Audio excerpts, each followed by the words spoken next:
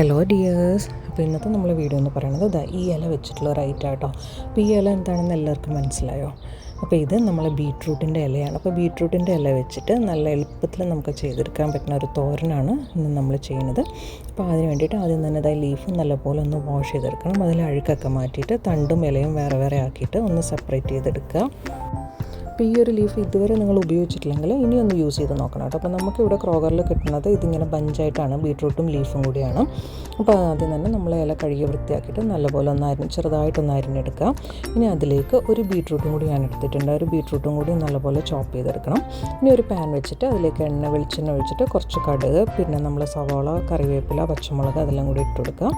അതിലേക്ക് നമ്മൾ അരിഞ്ഞ് വെച്ചിട്ടുള്ള ഇലയും പിന്നെ ബീട്രൂട്ട് ചോപ്പ് ചെയ്തതും കുറച്ച് മഞ്ഞൾപ്പൊടിയും ഉപ്പ്, തേങ്ങ ഇത്രയും കൂടി ഇട്ടിട്ട് അടച്ച് വെച്ചിട്ട് ഹൈ ഫ്ലെയിമിൽ ഒരു 2 മിനിറ്റ് കുക്ക് ചെയ്തെടുക്കുക കേട്ടോ.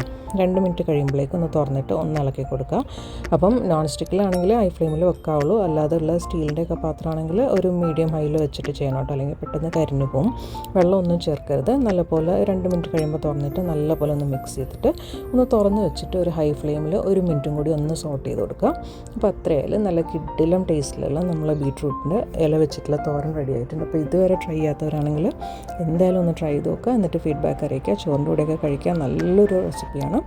അപ്പോൾ ഇതുപോലുള്ള സിമ്പിൾ ആൻഡ് അടിപൊളിയായിട്ടുള്ള റെസിപ്പീസായിട്ട് നമുക്ക് വീണ്ടും കാണാം. Until then, take care. Bye bye.